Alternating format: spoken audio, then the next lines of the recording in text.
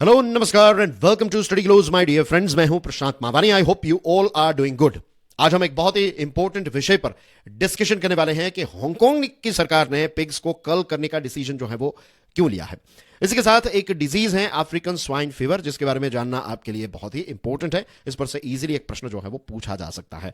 दोस्तों, you watching study close. आप मेरे दूसरे लेक्चर्स क्यूरियसली एजुकेशन पर देख सकते हैं। We have launched a new course, इसका नाम है लिमिटलेस लीडरशिप। इसको मैंने डिजाइन किया है। 20+ लेक्चर्स रहने वाले हैं इसमें। 2 लेक्चर्स ऑलरेडी डिलीवर हमने कर दिए हैं, राइट। 3rd और 4th लेक्चर जो है वो इस वीक डिलीवर किया जाएगा। और अगर आप इस कोर्स की क्वालिटी को चेक करना चाहते हैं, then I invite all of you to our YouTube channel.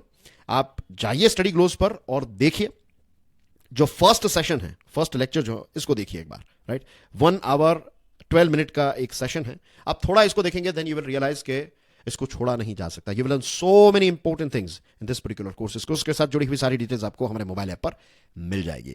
Now dear friends, let's talk about the latest decision of Hong Kong की सरकार। हांगकांग की सरकार ने यह तय किया है कि 900 से ज्यादा पिग्स जो हैं उनको कल किया जाएगा। कल का मतलब होता है इनको सिस्टमैटिकली इनको मारा जाएगा, इनको खत्म किया जाएगा। क्यों? The reason is African swine fever. African swine fever के बारे में एक चीज याद रखिएगा, ये स्वाइन का मतलब होता है पिग, राइट। आप इसको पिग कह सकते हैं, कई बार इसको सुअर कहा जाता है। तो ये जो अफ्रीकन स्वाइन फीवर है, ये एक डेडली डिजीज है, राइट। और जो हांगकांग है तो उनका एक डिस्ट्रिक्ट है न्यू टेरिटरीज। तो इस डिस्ट्रिक्ट के लाइसेंस्ड फार्म में बहुत सारे पिग्स ऐसे मिले हैं जिनको ये अफ्रीकन स्वाइन फीवर हो चुका है। अब हांगकांग की जो एक अथॉरिटी है, एक डिपार्टमेंट है जिसका नाम है agriculture, fisheries and conservation department, इसने ये बताया है कि 30 पिग्स में से 19 जितने पिग्स जो हैं उनको टेस्ट किया गया और पता चला कि इनको स्वाइन फीवर है। और उसी वक्त ये जो AFCD है उसने ये डिसाइड किया कि ये जो पिग्स हैं इस पर्टिकुलर फार्म में से पिग्स जो है उनको ट्रांसपोर्ट नहीं किया जाएगा। उसी वक्त उनके ट्रांसपोर्टेशन पर एक बैन लगा दिया है। दूसरी चीज, सरकार ने यह भी कहा है, डिपार्टमेंट ने यह कहा है कि नेक्स्ट वीक से इनकी कलिंग की प्रोसेस जो है, यानी कि इनको मारने की प्रोसेस जो है वो नेक्स्ट वीक से स्टार्ट हो जाएगी। AFCD ने यह भी कहा है कि ये जो ऑफिशियल्स है ना सरकार के या फिर इस पर्टिकुलर डिपार्टमेंट के, वो सिर्फ ये फार्म जहां पर ये डिटेक्शन हुआ है वहां पर नहीं, इसके अलावा 8 दूसरे ऐसे पिग फार्म्स हैं इसी एरिया में, राइट। लगभग 3 किलोमीटर रेडियस वाला एरिया जो है, तो यहां पर ऐसे 8 फार्म्स हैं। तो इन 8 के 8 फार्म्स जो हैं उनके पिग्स जो हैं उनका भी सैंपल कलेक्ट किया जाएगा, उनको भी टेस्ट किया जाएगा कि क्या उनमें भी ये अफ्रीकन स्वाइन फीवर है या नहीं। और अवेयरनेस के पॉइंट ऑफ व्यू से अगर बात करें तो सरकार ने भी इस चीज को स्प्रेड किया है, अवेयरनेस क्रिएट की है कि अगर कोई कुक्ड पोर्क यानी कि जो सुअर का मांस होता है, पिग का जो मीट होता है, तो उसको पोर्क कहा जाता है, राइट। तो ये जो पोर्क होता है, अगर आप इसको थरोली कुक करते हैं, अच्छी तरीके से इसको पकाकर अगर इसको कंज्यूम करते हैं, राइट, तो फिर it is not harmful at all. तो मेंबर ऑफ पब्लिक को ये सरकार ने बताया है कि आपको इसमें चिंता करने की जरूरत बिल्कुल नहीं है। बस जस्ट मेक श्योर कीजिए, ये हांगकांग की पब्लिक के लिए है कि मेक श्योर कीजिए कि आप अगर पोर्क कंज्यूम कर रहे हैं तो उसको अच्छी तरीके से कुक करके ही कंज्यूम कीजिएगा, राइट। अब अफ्रीकन स्वाइन फीवर के बारे में अगर हम बात करें तो याद रखिए, it is a highly contagious, right. जैसे हमने कोविड के समय पर देखा ना, कोविड वाज हाईली कंटेजियस, फटाफट एक जगह से दूसरी जगह पर स्प्रेड होने का काम करता है ये। तो वैसे ही ये वायरस जो है ये बहुत ही कंटेजियस है और इसी के साथ साथ ये बहुत ज्यादा डेडली भी है, खतरनाक भी है। और ये डोमेस्टिक, राइट, यहां पर थोड़ी डोमेस्टिक के साथ साथ जो वाइल्ड पिग्स हैं दोनों को प्रभावित करता है। चाहे वो अगर फार्म में, ये जो फार्म में होते हैं तो डोमेस्टिक पिग्स बन जाते हैं, और अगर नेचुरल हैबिटाट में है, राइट, जंगल में है, तो वाइल्ड बोर्स, वाइल्ड हॉग, तो इनको भी, जो वाइल्ड पिग है बेसिकली जंगली सुअर जिसको हम कहते हैं, तो उनको भी ये डिजीज जो है वो अफेक्ट करता है, ठीक है। अब ये कैसे कोज होता है, याद रखिए, नाम से ही पता चल गया, अफ्रीकन स्वाइन फीवर जो है ये एक वायरस से होता है, जैसे हमने देखा, राइट। तो इससे पहले भी हमने देखा ना कि वायरस जो है ये काफी कंटेजियस है। तो ये वायरस से होता है, याद रखिएगा। आपको ऐसा ट्रिकी क्वेश्चन पूछा जाएगा कि क्या ये बैक्टीरिया से होता है या फिर वायरस से होता है, तो याद रखिए it is caused by a virus. दूसरी चीज, इसकी जो एक बात आपको याद रखनी है, this is a medical terminology, but एक चीज को याद रख लीजिएगा, थोड़ा इसको रिवाइज कर लीजिएगा।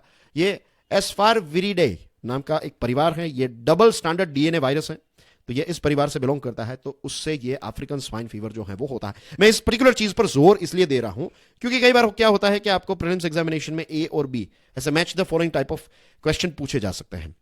तो अफ्रीकन स्वाइन फीवर जो है वो बैक्टीरिया दिया होगा, वायरस वाला ऑप्शन होगा, तो फिर आपको प्रॉपर जो मैचेस है वो करने पड़ते हैं। और कई बार डिफिकल्टी बढ़ाने के लिए फिर आपको ऐसे परिवारों के नाम भी पूछे जाते हैं, राइट, कि किस ये वायरस जो है वो किस फैमिली से बिलोंग करता है। तो आपको याद रखना है, इट इज एस्पारविरिडाई, ठीक है।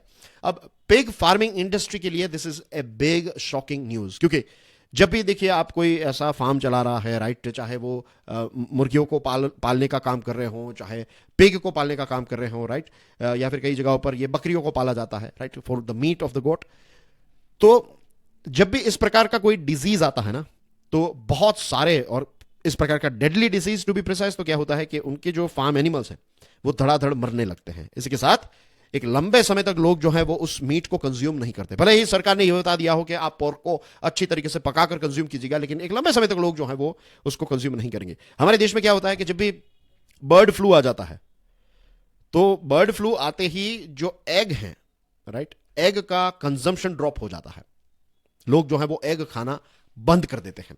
तो इसकी वजह से ये जो एग की या फिर पोल्ट्री इंडस्ट्री जो है, तो उसको बहुत ज्यादा नुकसान होता है। तो इस प्रकार के डिजीजेस की वजह से सोशियो इकोनॉमिक डिस्ट्रप्शन होता है, number 1। Number 2, high mortality rate होने की वजह से बहुत सारे एनिमल्स जो है वो मर जाएंगे। अब कुछ देशों में इंश्योरेंस और ये सारी चीजें अवेलेबल होती हैं, लेकिन एज वी ऑल नो कि सरकार जो है वो आपको थोड़े पैसे कट करके ही पैसे प्रोवाइड करेगी। तो ये सारी चीजों से जो किसान होते हैं, जो फार्मर्स होते हैं, जो इस प्रकार के बिजनेस में इन्वॉल्व हैं, तो उनके जेब में से थोड़े पैसे जो है वो उनको डालने ही पड़ते हैं, राइट। तो उनका थोड़ा बहुत नुकसान जो है वो डेफिनेटली होता ही है। लोगों की अगर हम बात करें तो this is a very very important thing. ये जो अफ्रीकन स्वाइन फीवर है, ये इंसानों को प्रभावित नहीं करता है, हमें इसकी कोई भी इंपैक्ट नहीं होती है, और ये कोई फूड सेफ्टी का इश्यू भी नहीं है। तो ये चीज बहुत इंपॉर्टेंट। ये सिर्फ और सिर्फ पिग्स जो हैं उनको अफेक्ट करता है, इंसानों को अफेक्ट नहीं करता है। रही बात पिग्स की, तो इस चीज को लेकर कोई भी वैक्सीन जो है वो आज अवेलेबल नहीं है। एएसएफ की कोई वैक्सीन नहीं है, और ना तो कोई इसका क्योर है। वैक्सीन कब दी जाती है कि डिजीज जो है उनसे प्रोटेक्शन के लिए एडवांस में वैक्सीन जो है उनको डिलीवर किया जाता है। और क्योर का मतलब क्या होता है कि लेट्स से अगर वैक्सीन नहीं है लेकिन क्योर है, तो अगर किसी को डिजीज हो गया तो फिर आप वो दवाई देंगे, और दवाई या फिर liquid whatever it is, right, medicine खाने से फिर आप ठीक हो जाएंगे। तो एएसएफ की बात करें तो ना तो वैक्सीन है, ना तो कोई इसका क्योर है। और ये डिजीज जो है इसको इराडिकेट करने में सालों की मेहनत जो है वो लग जाती है, कुछ साल लग जाते हैं तब जाकर ये इराडिकेट होता है। और ये वायरस जो है ना, ये हाईली रेजिस्टेंट भी है, ये किसी भी एनवायरनमेंट में अच्छी तरीके से जी पाएगा, और अलग अलग मटेरियल जो हैं और पोर्क के जो प्रोडक्ट्स हैं, तो उस पर एक लंबे समय तक सर्वाइव भी कर सकता है। तो that makes it more dangerous, और ये फटाफट फिर इस वजह से ही स्प्रेड भी हो जाता है। सो आई होप आज की इस डिस्कशन से आपको अफ्रीकन स्वाइन फीवर के बारे में काफी इंटरेस्टिंग चीजें जो है वो समझ में आ गई होगी। Dear friends, you watching Study Glows. मेरे दूसरे लेक्चर्स क्यूरियसली एजुकेशन पर देख सकते हैं, and do check out Study Glows का मोबाइल ऐप। इसमें लिमिटलेस लीडरशिप प्रोग्राम के साथ जुड़ी हुई सारी डिटेल्स आपको मिल जाएगी, और डेमो लेक्चर देखना है, check out the session 1। It is available on our YouTube channel. Study Glows की यूट्यूब चैनल पर you will find this session 1, and I am sure you will find it very very interesting.